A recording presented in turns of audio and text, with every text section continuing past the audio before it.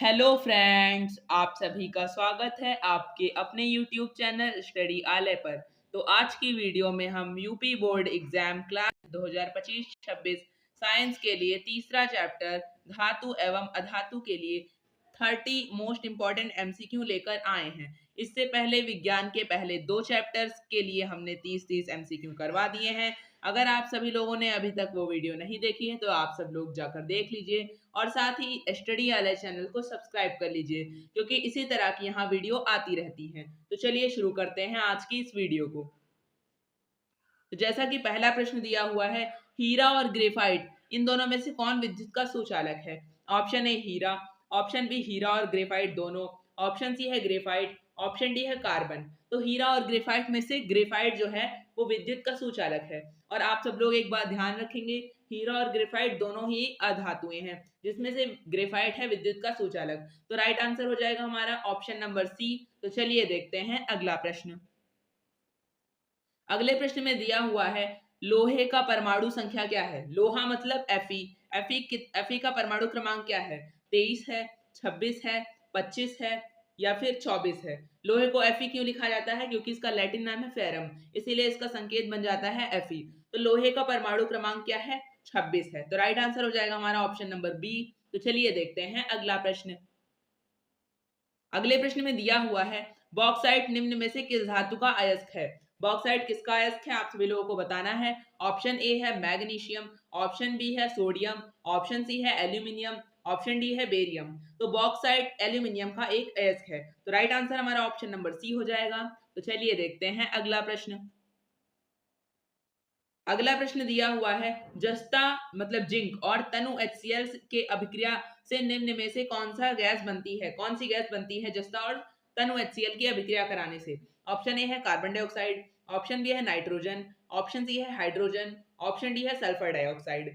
तो फिर जस्ता और तनु HCl के साथ अभिक्रिया कराने पर हाइड्रोजन गैस बनती है। तो हमारे चौथे प्रश्न का राइट आंसर हो जाएगा ऑप्शन नंबर सी। तो चलिए देखते हैं अगला प्रश्न।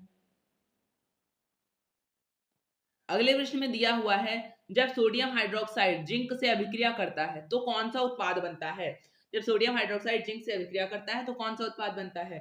ऑप्शन ए है Na2ZNO plus H2, option B है NaZNO2 plus H2, option C है NaOZNO2 plus H, option D है Na2ZNO2 प्लस H2। तो हमारे पांचवें प्रश्न का राइट आंसर हो जाएगा ऑप्शन नंबर डी, क्योंकि जब सोडियम हाइड्रोक्साइड जिंक से अभिक्रिया करता है तो Na2ZNO2 प्लस H2 उत्पाद बनता है। तो राइट आंसर ऑप्शन डी हो जाएगा। तो चलिए देखते हैं अगला प्रश्न। अगले प्रश्न में दिया हुआ है, लोहे को जिंक से लेपित करने की क्रिया को क्या कहते हैं? ऑप्शन ए है संक्षारण, ऑप्शन बी है गैल्वेनीकरण, ऑप्शन सी है पानी चढ़ाना, ऑप्शन डी है विद्युत अपघटन। तो हम जब लोहे को जिंक से लेपित करते हैं तो उस क्रिया को कहते हैं गैल्वेनीकरण। तो हमारा राइट आंसर हो जाएगा ऑप्शन नंबर बी। तो चलिए देखते हैं अगला प्रश्न। अगले प्रश्न में दिया हुआ है, निम्नलिखित में से कौन अधिक अभिक्रियाशील है? अभिक्रियाशील इसमें से अधिक कौन है? Option A copper, option B mercury, option C silver, option D AU. AU मतलब गोल्ड। ठीक है, तो इसमें से हमको बताना है कौन सा सबसे अधिक अभिक्रियाशील है। तो इन चारों ऑप्शन में से कॉपर जो हो जाएगा वो सबसे अधिक अभिक्रियाशील हो जाएगा। और अगर आपको आए क्वेश्चन में कि कौन सी धातु सबसे अधिक अभिक्रियाशील है, तो आप सब लोग क्या बताएंगे? पोटेशियम। पोटेशियम जो है वो सबसे अधिक अभिक्रियाशील है। तो हमारे सातवें प्रश्न का राइट आंसर हो जाएगा ऑप्शन नंबर ए कॉपर। तो चलिए देखते हैं अगला प्रश्न।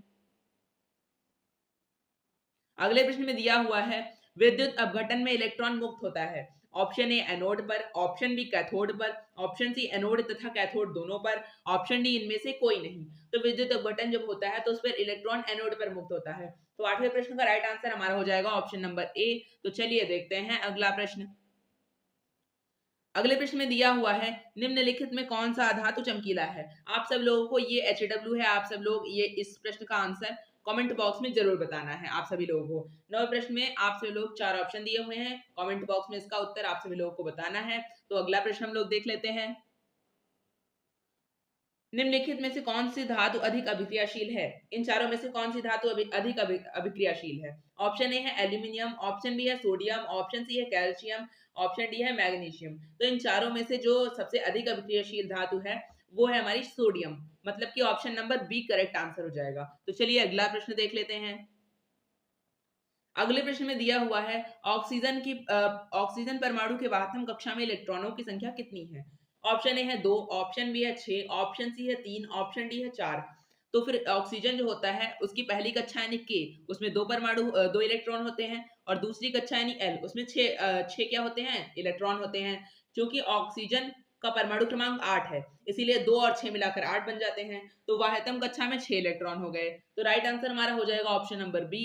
तो चलिए देखते हैं अगला प्रश्न। अगले प्रश्न में दिया हुआ है पीतल है, पीतल क्या है, एक धातु है, एक अधातु है, एक मिश्र धातु है, या फिर एक उपधातु है। तो पीतल क्या है, एक मिश्र धातु है। तो राइट आंसर ऑप्शन सी हो जाएगा। तो चलिए देखते हैं अगला प्रश्न। अगले प्रश्न में दिया हुआ है ब्रोमीन अधातु की अवस्था होती है।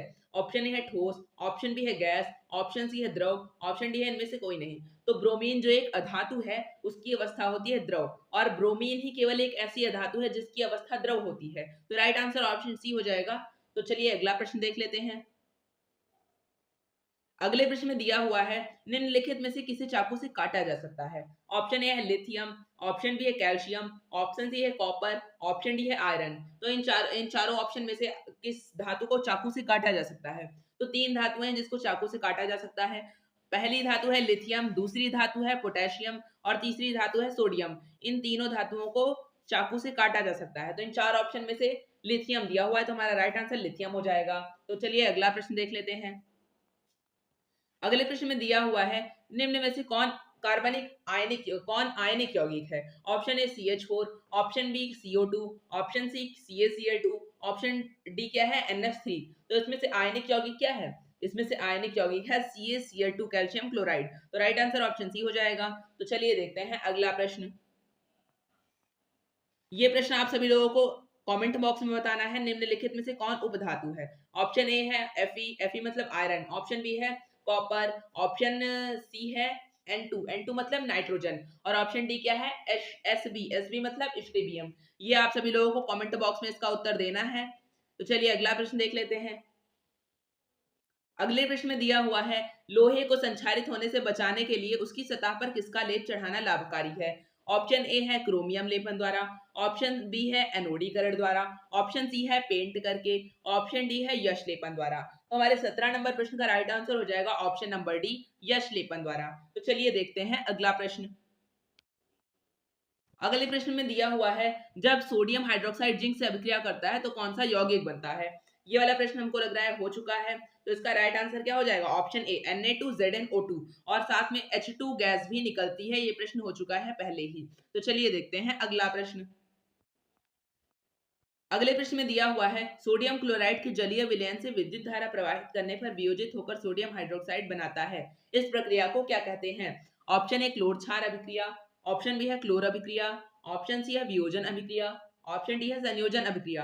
तो इसका राइट आंसर हो जाएगा हमारे पास क्लोर क्षार अभिक्रिया इसे बोलते हैं। तो चलिए देखते हैं अगला प्रश्न। अगले प्रश्न में दिया हुआ है सक्रियता श्रेणी में सबसे ऊपर धातुओं का निष्कर्षण निम्न में से किस अभिक्रिया द्वारा होता है। ऑप्शन है थर्मिट अभिक्रिया द्वारा, ऑप्शन बी अपचयन द्वारा, ऑप्शन सी धातु के गलित विद्युत अपघटन द्वारा, और ऑप्शन डी है उपरोक्त सभी कथन सत्य हैं। तो 20 नंबर प्रश्न का राइट आंसर हो जाएगा धातु के गलित विद्युत अपघटन द्वारा होता है। तो राइट आंसर ऑप्शन सी हो जाएगा। तो चलिए देखते हैं अगला प्रश्न। अगले प्रश्न में दिया हुआ है कॉपर वायु में उपस्थित आर्द्रता और कार्बन डाइऑक्साइड से अभिक्रिया करता है जिससे उसकी सतह पर भूरा रंग समाप्त होकर उस पर हरे रंग की परत चढ़ जाती है। या हरा रंग क्या है। ऑप्शन ए है कॉपर ऑक्साइड है, ऑप्शन बी है कॉपर क्लोराइड, ऑप्शन सी है कॉपर कार्योनेट, ऑप्शन डी है कॉपर नाइट्रेट। तो हमारे 21वें प्रश्न का राइट आंसर हो जाएगा ऑप्शन ए कॉपर ऑक्साइड। तो चलिए देखते हैं अगला प्रश्न।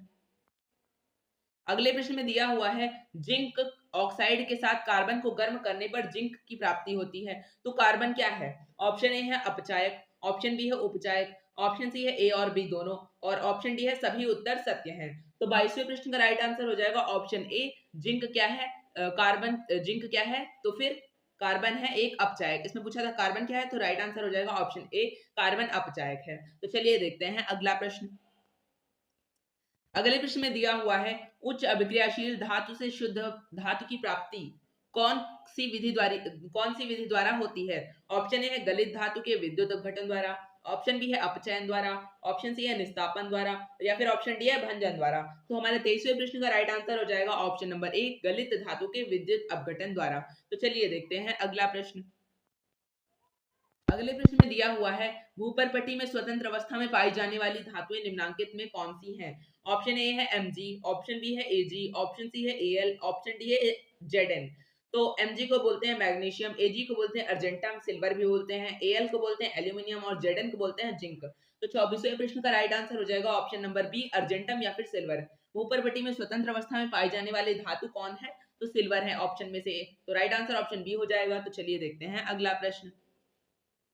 अगले प्रश्न में दिया हुआ है, निम्नलिखित में से कौन सा उत्पाद लेड नाइट्रेट को गर्म करने पर प्राप्त होता है? ऑप्शन ए है O2 मतलब ऑक्सीजन गैस, ऑप्शन बी है NO2, ऑप्शन सी है NO2 और N2 और ऑप्शन डी क्या है? NO2 और O2। NO2 बोलते हैं नाइट्रोजन डाइऑक्साइड और N2 को बोलते हैं नाइट्रोजन गैस। तो फिर राइट आंसर हमारा क्या हो जाएगा? 25वें प्रश्न का राइट आंसर हो जाएगा नाइट्रोजन डाइऑक्साइड यानी ऑप्शन बी केवल। निम्नलिखित में से कौन सा उत्पाद लेड नाइट्रेट को गर्म करने पर प्राप्त होता है? तो नाइट्रोजन डाइऑक्साइड हमारा राइट आंसर हो जाएगा। तो चलिए देखते हैं अगला प्रश्न। अगले प्रश्न में दिया हुआ है, कार्बन का कौन सा अपर रूप सबसे अधिक कठोर होता है? ऑप्शन ए है ग्रेफाइट, ऑप्शन बी है काजल, ऑप्शन सी है हीरा, ऑप्शन डी है कोयला। हमारे 26वें प्रश्न का राइट आंसर हो जाएगा ऑप्शन नंबर सी, हीरा। कार्बन के 3 क्रिस्टलीय अपर रूप होते हैं। पहला है हीरा, दूसरा है ग्रेफाइट, तीसरा है फुलेरीन, जिसमें से हीरा जो है वो सबसे ज्यादा कठोर होता है। तो राइट आंसर ऑप्शन सी हो जाएगा। तो चलिए अगला प्रश्न देख लेते हैं। अगले प्रश्न में दिया हुआ है, सिनाबार को गर्म करने पर यह ऑक्साइड में परिणत हो जाता है। इसे पुनः गर्म करने पर कौन सी धातु अपचयित होती है? 27वें प्रश्न का राइट आंसर क्या हो जाएगा? आप सभी लोग जल्दी से बताएंगे। ऑप्शन ए है पीटी मतलब प्लेटिनम, ऑप्शन बी है जिंक, ऑप्शन सी है सीओ और ऑप्शन डी है एचजी मतलब मरकरी होता है, सीओ मतलब कार्बन डाइऑक्साइड, CO2 बोलते हैं। तो सिनाबार को गर्म करने पर यह ऑक्साइड में परिणत हो जाता है। इसे पुनः गर्म करने पर कौन सी धातु अपचयित होती है? तो राइट आंसर हमारा हो जाएगा ऑप्शन नंबर डी, Hg मतलब मरकरी। तो राइट आंसर ऑप्शन डी हो जाएगा। तो चलिए अगला प्रश्न देख लेते हैं। अगले प्रश्न में दिया हुआ है, धातुएं ऊष्मा और विद्युत की क्या होती हैं? अचालक होती हैं या चालक होती हैं या अतिचालक होती हैं, अर्धचालक होती हैं। तो हमारे 28वें प्रश्न का राइट आंसर हो जाएगा ऑप्शन नंबर बी, धातुएं जो होती हैं वो ऊष्मा और विद्युत की चालक हैं। तो राइट आंसर ऑप्शन बी हो जाएगा। तो चलिए देखते हैं अगला प्रश्न। अगले प्रश्न में दिया हुआ है, धातुएं आवर्त सारणी में किस ओर स्थित होती हैं? ऑप्शन ए है बाईं ओर, ऑप्शन बी है दाईं ओर, ऑप्शन सी है लेंथेनाइट तत्वों के साथ और ऑप्शन डी है इनमें से कोई नहीं। धातुएं आवर्त सारणी में किस ओर स्थित होती हैं? तो 29वें प्रश्न का राइट आंसर हो जाएगा बाईं ओर। धातुएं जो होती हैं वो आवर्त सारणी में बाईं ओर स्थित होती हैं। तो चलिए अगला प्रश्न देख लेते हैं। अगले प्रश्न में दिया हुआ है, सिलिकॉन, जर्मेनियम, आर्सेनिक और स्ट्रिबियम ये तत्व क्या है? क्रियाशील धातुएं हैं, अक्रियाशील धातुएं हैं, अधातुएं हैं या फिर उपधातुएं हैं। तो 30वें प्रश्न का राइट आंसर हो जाएगा हमारा उपधातुएं हैं। जो सिलिकॉन, जर्मेनियम, आर्सेनिक, स्ट्रिबियम ये सब क्या है? उपधातुएं हैं। तो राइट आंसर ऑप्शन डी हो जाएगा। और अगर आप सभी लोगों को आज की वीडियो अच्छी लगी है तो वीडियो को लाइक करिए और इस चैनल को सब्सक्राइब कर दीजिए, क्योंकि इसी तरह की यहाँ पर वीडियो आती रहती हैं। Thanks for watching.